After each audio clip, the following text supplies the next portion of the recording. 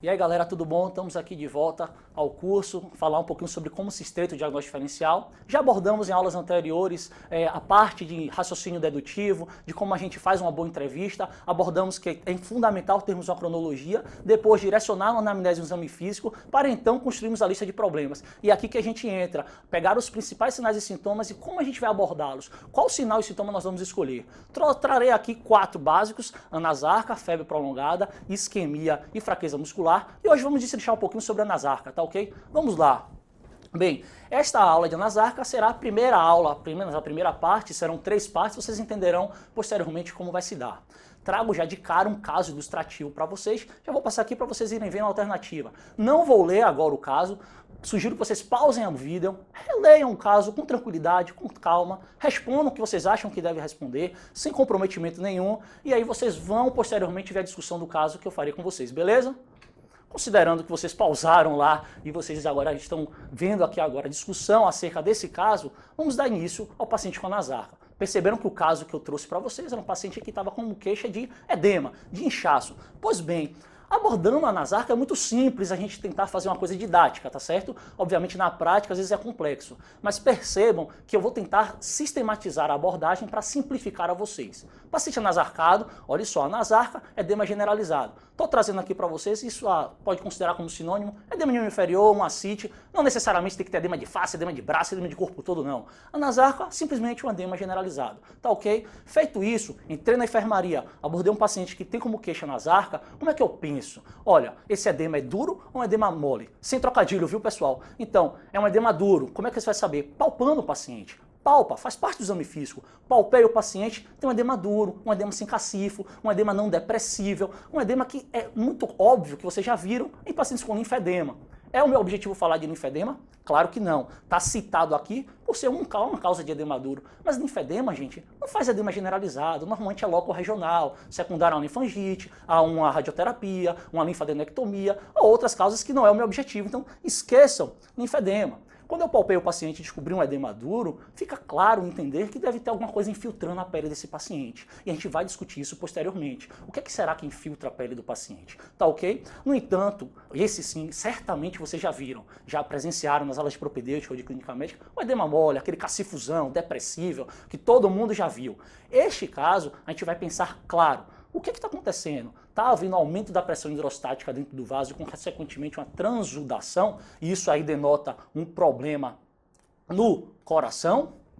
Ou, na verdade, este paciente está havendo uma redução da pressão oncótica, e essa redução da pressão oncótica, ou por hipoalbuminemia, é que está provocando edema. E se eu penso em hipoalbuminemia, o meu pensamento vai ser: eu não produzo? Eu estou consumindo? Eu estou eliminando no xixi? Estou eliminando nas fezes? A gente vai discutir isso numa outra aula. Esta aula será focada nas causas de edema mole de origem hidrostática, consequentemente de origem cardíaca. Percebam aqui então que abordando um edema de origem cardíaca é muito simples. Minha avó, gente leiga, dizer: ah, tá todo inchado, deve ser problema na circulação, é problema de coração. Muita calma, nós somos médicos, vocês serão médicos no futuro, alguns já são, a gente não pode ficar com esse raciocínio simplório, tá ok? Vou chamar vocês aqui comigo para a gente fazer uma divisão anatômica e didática do coração. Sempre que falar em coração, fatiem ele, divida ele no lado esquerdo e divida ele no lado direito, certo? Estou tentando colocar aqui 2 cores para vocês entenderem bem isso. Fatiou o coração, lado esquerdo, esqueçam o lado direito, tá ok? Lado esquerdo, átrio esquerdo, ventrículo esquerdo, válvula mitral, válvula aórtica, tá? Se acumula líquido no VE, acumula líquido no átrio esquerdo, o que é que o paciente vai ter? Acúmulo nas vias pulmonares e, consequentemente, no pulmão. A queixa costuma ser de espineia. Eu estou falando de edema aqui? Não, absolutamente nada de edema.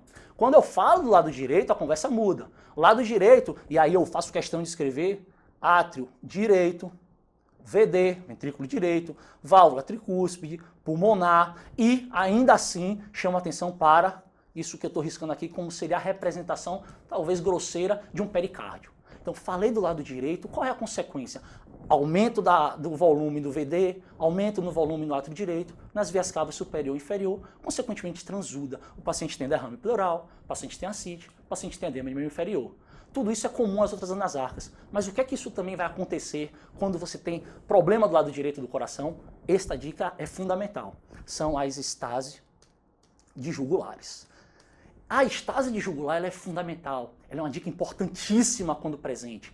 Pagou um paciente anasarcado, palpei, é um edema mole. Não sei se isso é de hipovolemia, não sei se isso é de pressão hidrostática. Olha a estase jugular. A presença das estases de jugulares, percebam bilateral, a presença das estases jugulares aponta certamente para um problema cardíaco. Problema cardíaco onde? No coração direito. Marquem isso. Não sejam simplórios em dizer é problema do coração. Não. Problema no coração direito, seja pericárdio, seja átrio direito, seja válvula tricúspide, seja VD ou seja artéria pulmonar. Tem algum problema nessa região. E a etiologia disso cabe a você, no sua anamnese, no seu exame físico, tentar descobrir. Beleza? Então, resumindo isso que eu falei, de uma forma bem simples, tá, pessoal? Lado direito está com problema. Mais uma vez, você vai ver que todas as aulas eu vou falar isso, gente, porque eu quero que martelem. Aquele algoritmo tem que ficar na cabeça de vocês. Entrei na enfermaria, paciente se queixou, não, aumento de volume abdominal, tem um edema de membros inferiores, na hora do exame físico tem um cacifuzão, bonitão, aí você todo esperto, chega na visita da enfermaria, não, o paciente tem anasarca. Primeira pergunta do preceptor, tem ou não tem estase jugular no seu exame físico? Na hora que você olhar, você vai dizer, tem estase jugular, ótimo. Então o que é que esse paciente deve ter? Um problema do lado direito do coração. E entenda lado direito como pericárdio, como problema ou do átrio ou do VD, da tricúspide, ou um problema de artéria pulmonar, entenda-se também problemas talvez pulmonares. Beleza, captaram isso? Qual é a etiologia, Carlos? Pois bem, posso te dar algumas possíveis etiologias.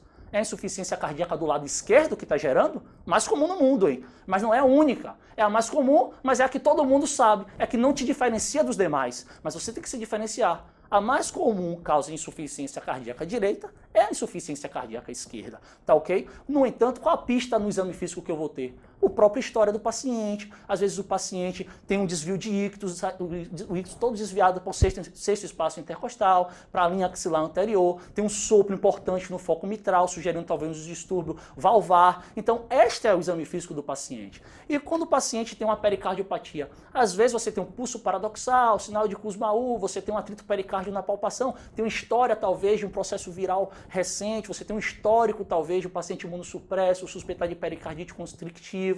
Então, você está construindo as possibilidades, tá certo? A ausência desses sinais e sintomas não afasta, mas a presença deles te ajuda. E cabe a você ir atrás, você tem que buscar, você tem que negar ou afirmar isso no seu exame físico. Se lembra, exame físico dirigido. Qual é outra possibilidade de disfunção primária do lado direito do coração? Enfim, seja que etiologia for, mas essa é uma possibilidade. Ainda, será que o paciente tem uma valvulopatia tricúspide, uma insuficiência tricúspide importante? Como é que eu abordo no meu exame físico? Faço uma ausculta com afinco, estou na dúvida, manobra de Ribeiro-Carvalho, ou seja, é propedêutica cardíaca, gente. O que vocês vão construir no exame físico de vocês, em um paciente anasarcado que tem estase jugular, é ir atrás do processo etiológico. E o exame físico vai te dar isso. Não fiquem reféns de ecocardiograma, por favor. Ecocardiograma é um exame complementar e operador dependente. Vocês têm que pedir o eco sabendo o que vocês querem que o eco mostre. Tá ok? Então, será que o paciente tem um tumor carcinoide? Olha que interessante, um tumor carcinoide faz insuficiência tricúspide e a etiologia do processo desse paciente é uma possibilidade. Então, vocês têm que exercitar o diagnóstico diferencial. Tá ok? Por fim, será que tem corpo pulmonar? Vocês sempre tem que ir atrás, tá? Será que o paciente tem uma pneumopatia de base? E esse aqui, olha, esse aqui confunde, viu? Confunde muito com insuficiência cardíaca esquerda. Por quê? Todos que eu citei, em regra, são edema, edema, edema e depois dispneia.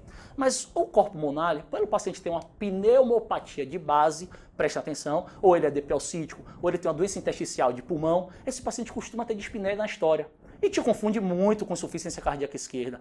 Qual é o gancho, gente?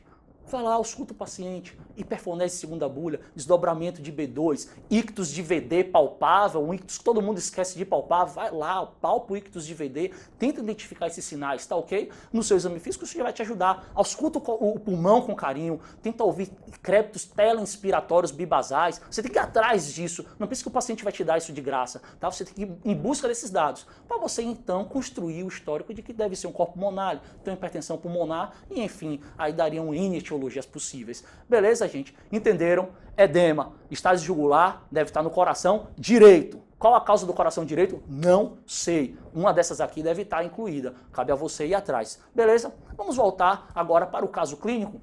Agora eu vou ler com vocês. Aposto que todo mundo aqui acertou. Paciente de 58 anos, sexo masculino, etilista importante. Internou durante o seu PE, seu plantão de enfermaria, com história de edema de membros inferiores e ascite há 5 meses. Perceba, edema de membro inferior, ascite. Estamos falando de anasarca, tá certo? Etilista. Olha, que sacanagem. Eu coloco etilista logo de cara para te induzir ao erro, tá certo? Se lembrem, a história tem a cronologia. Antecedente médico não vem antes da história do paciente. Eu dizer que ele é etilista e que está inchado, um desavisado dizer, então ele é cirrótico. Eu acho que não. Eu não parto desse pressuposto. Eu posso um paciente inchado que também bebe, tá ok? Então cuidado com essas coisas de indução, que acontece até mesmo nas passagens de plantão que vocês terão entre um colega e outro, beleza? Então vamos lá, um etilista que está todo inchado, tudo bem, associado ao quadro relator de espinéia, aos médios esforços, porém pouco impactante em sua rotina diária. É um paciente que incha muito mais do que cansa. Olha que pista que está sendo dada, tá certo? Durante o exame físico, lúcido, sinais vitais normais, cabeça e pescoço tem estase de jugular, e se não tivesse eu tinha que negar a ausência de estase jugular, certo? Então é importante essa negativa, tá bom? Aparelho respiratório sem alterações, também importante, tem que ir atrás do pulmão desse doente. Aparelho cardiovascular, ictus direitinho, ictus de VE no lugar, arrumado, ótimo. Estou buscando problema nesse paciente, tá ok? Até agora o que é que eu tenho? Paciente é demasiado com estase jugular. Então eu tenho um problema do lado direito. Pelo que eu estou vendo, o lado esquerdo está bom. No exame físico, o lado esquerdo parece que está bom. Vamos ver aqui se tem alguma coisa para corpo pulmonar. O pulmão, a ausculta está limpa. Não afastou, hein? Ictus de VD não palpável. Bolhas rítmicas, novofonéticas em 2 tempos sem sopros. Nada de tricúspide, nada de pulmonar, nada de válvula mitral, válvula aórtica, tá fora, tá tudo tranquilo. Abdômen globoso, as custas de líquido acítico, piparote positivo, vocês já sabem que isso era esperado, não consegue palpar vísceras, o abdômen tá bem distendido. Olha a foto dele aqui, olha que estasizona bonita, né? Discreta dor em hipocôndrio direito com refluxo hepatojugular presente. Aqui é um dado interessante que para a questão vocês vão entender rapidamente. Extremidades edematosas com cacifo 4 cruzes até coxa, indolor. Osteoarticular e neurológico sem alterações. Beleza? Apesar de não estar aqui descrito, não tem hiperfonese de segunda bulha, não tem desdobramento de B2 descrito. Errado eu que deveria colocar aqui a ausência de, tá certo? Então percebam que esse erro acontece no prontuário de vocês. Acontece, isso é comum. Evitem esse erro, porque é importante negar isso. Isso é fundamental. Então, qual seria a alternativa? Cirrose de Laennec. Alguns devem ter ido olhar no Google, o que é Laennec? Enfim, só para elocubrar, para ficar, na verdade, encebando aqui. Laennec, na verdade, é a cirrose de origem alcoólica. Por que isso não deve ser cirrose alcoólica? Gente, tem estase de jugular. No livro Current, seja lá onde vocês forem ler, vai estar lá bonitinho lá. Ascite, volumosa, tensa, pode gerar estase jugular. Poder? Pode. Provável jamais. Então eu não trabalho com possibilidades, eu trabalho com probabilidades, tá certo? Então tem um paciente com ascite e tem estase jugular, parta do pressuposto que o lado direito está comprometido. Não me interessa como, julgue que deve estar. Depois que você caçar, buscar, tudo bem, a cada 10 você vai acertar 9, meu amigo, vai errar só 1. É melhor você acertar 9 do que você errar 9, beleza? Então tem estase jugular, lado direito deve estar comprometido, botem isso na cabeça de vocês, beleza? Então cirrose de Laennec está fora, essa alternativa está fora. Pericardite constrictiva, é uma possibilidade, olha, bem provável. Não achei nada no meu exame físico cardíaco, eu não achei nada que me sugerisse uma origem do coração esquerdo, nada que me sugerisse corpo pulmonar e letra D, consequentemente, não me parece uma boa alternativa. Budd-Chiari, será que é Budd-Chiari que está causando isso no paciente? O que vem a ser Budd-Chiari, para quem não sabe, trombose das suprahepáticas, que pode chegar até o átrio direito, pode subir e chegar ao átrio direito. Isso pode terminar ocasionando, de certa forma, a congestão? Pode sim, mas quando o cara descreve que tem um refluxo hepatojugular presente, eu estou dando a dica, a pista de que não há trombo, que não há oclusão a esse fluxo. Aperta o fígado, você gera um pouquinho de congestão, sobe o líquido, o sangue sobe e você termina fazendo um pouquinho do aumento da estase jugular. Esse refluxo presente sugere que não há trombo. Portanto, o gabarito é pericardite constrictiva, mas é simplesmente isso. Galera, para finalizar aqui, eu mais uma vez vou chamar a atenção de vocês.